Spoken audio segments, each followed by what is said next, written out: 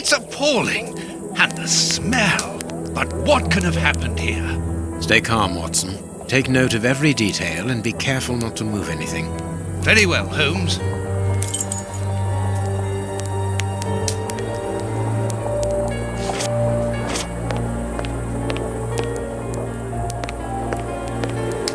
Military badge of the 58th Infantry Regiment of Her Majesty, and a letter stipulating KURTZ's exclusion from the unit.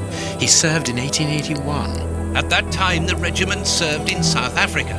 KURTZ was in the Boer War. A newspaper covering the war in South Africa. KURTZ must have been following the war with some interest. The Boer War is abominable, and it still rages.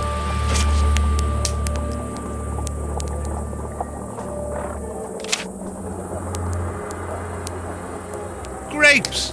What are they doing there? Someone wrapped some meat up in this newspaper. The blood is still fresh. This is yesterday's newspaper.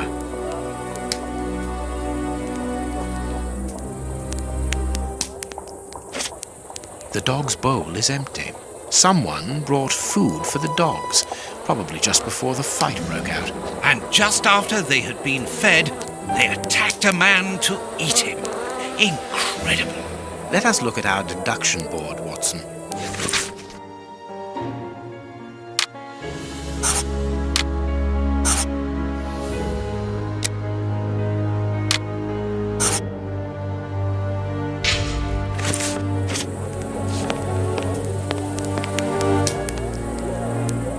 A torn piece of a letter. It seems to be a letter of dismissal.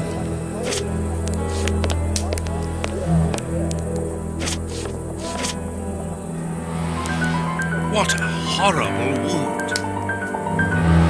This part is in shreds. The skin tissue has decomposed, yet the death is recent.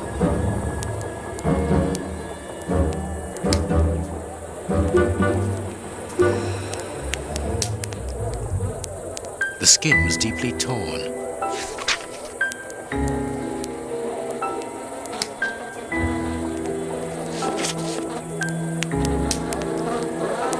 It is a dog bite. I can see the tooth marks. This part is in shreds. The skin tissue has decomposed, yet the death is recent. This bandage is a day or two old, no more. Please take note, Watson. The same finger that we found at the Bishop of Knightsbridge's house. Holmes! What terrible wounds! The dogs must have been rabid. Only a dog could inflict so deep a wound, but it appears that the wound was gnawed at afterwards.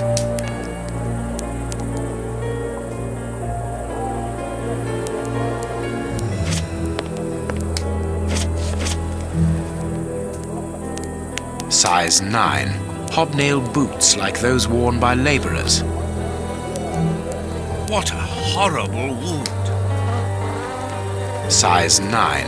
Hobnail boots like those worn by labourers.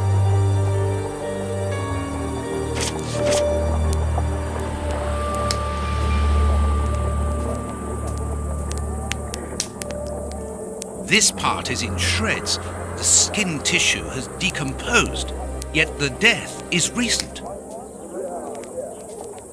The skin was deeply torn. What a horrible wound.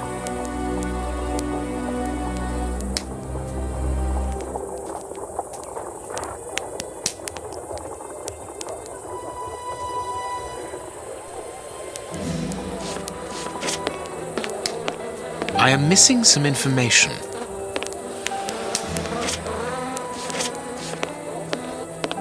The material on this tray is rather odd. Small burnt balls. A small burner. A pipe with a strange smell. There can be no doubt. Judging by the material on the tray and the pipe, the man smoked opium. Opium. I doubt if this man could have made his drug here. He would have needed a real laboratory.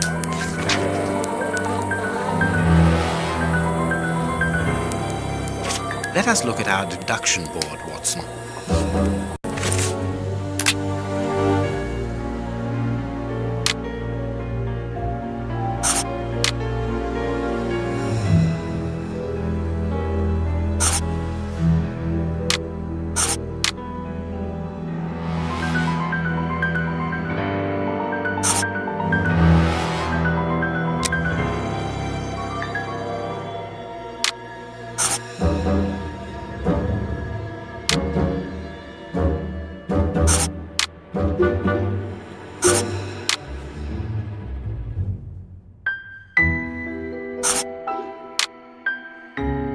My deduction chart is incomplete, Holmes. We are missing an important detail. Let's return to the clinic and ask if our friend might lend us his morgue for 2 hours. What are you going to do? I'm torn between a nap and a picnic. Oh, I've had enough, Holmes. The next step of our investigation, Watson, leads us inevitably to a post-mortem. As you're well aware, in the instance where a body's vital organs no longer function, every minute is vital. Be quick now and procure the room while I arrange the transport. Very well. I will see you later.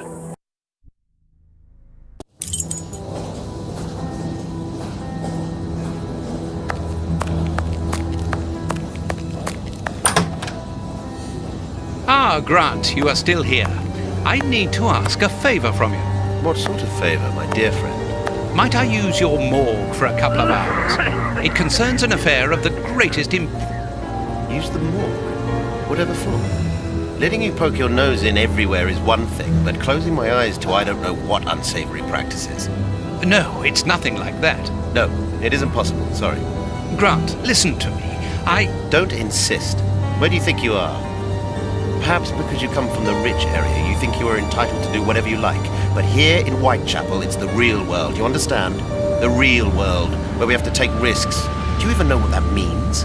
And this shabby health centre where I've been stagnating for years, it's a public establishment under my authority, for whatever that's worth. I am responsible for it. Responsible, do you understand? Of course I understand, Grant.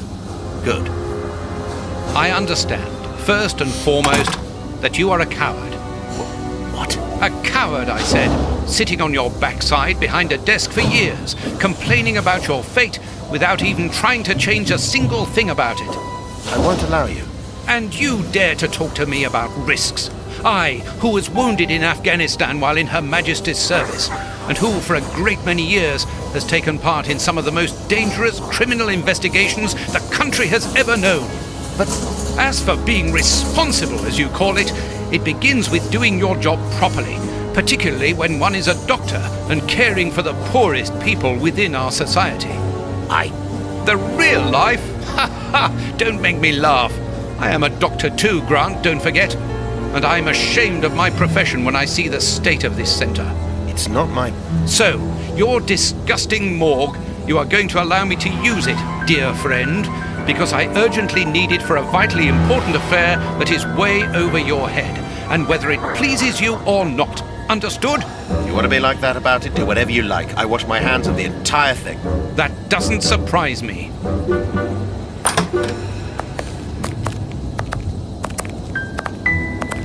This is a dismal place. Have you ever carried out a post-mortem, Holmes? It requires a great deal of precision. Don't worry, I learn quickly. Hand me a bone saw.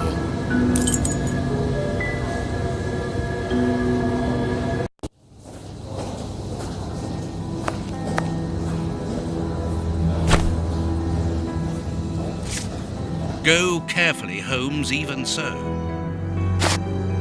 I must clean the body first. I must mark the places to cut.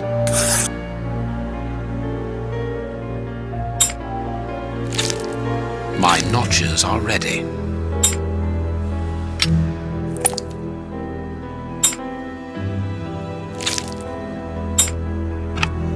This liquid found in the lungs should be able to tell us something.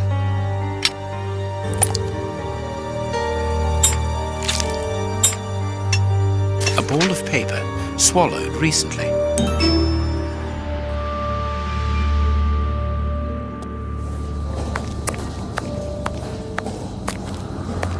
What should we do next, Holmes? I must analyze the contents of my pipette.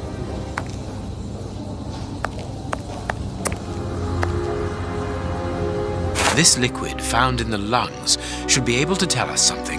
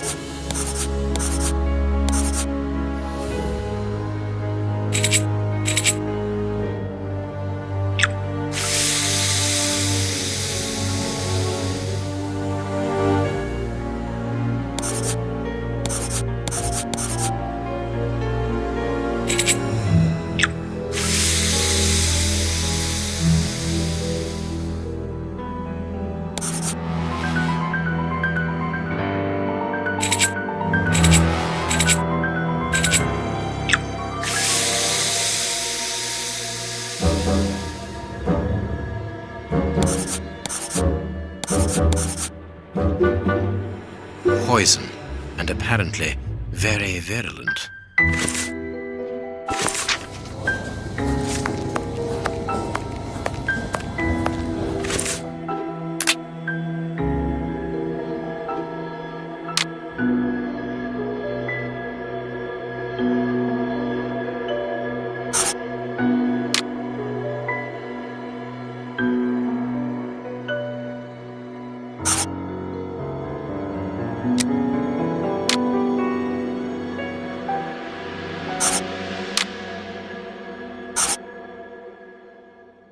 That was a most instructive post-mortem. This man was murdered by his accomplices because of his missing finger. I see. He was overly conspicuous, walking around with a bandaged hand, as the police would have been looking for a man with a missing finger. But how did they manage to disguise the murder by making it look like a dog attack? The post-mortem revealed the presence of poison in his system. Everything points to it being a less potent form of the poison we found in the bishop's rooms. This man died as much from the poison as from fighting against those animals. I believe this new version of the substance provokes such a rage that the victim attacks anything in his path, and in this instance it was dogs. We're dealing with sorcerers' apprentices whose creations are ever-evolving. They are attempting to obtain a particular effect, and they try out their formulae on human guinea pigs. You're saying that his accomplices forced him to drink it? No, he took it himself, voluntarily. The poison wasn't to be found in his blood, but in his lungs. I also discovered numerous traces of opium. I'm beginning to see. They mixed this horrible poison with his opium, knowing that he would soon smoke it to ease the pain caused by his wound. Exactly. And such a profound knowledge of both chemistry and toxicology is uncommon. Very well. We know the reason and the manner, but we're really not any further ahead. How will we find the two other men who murdered them? By going to 13 Burner Street. It is in this area. But where did you get that address, Holmes? From his stomach. I see. He wanted to get rid of the address. No, he wanted revenge.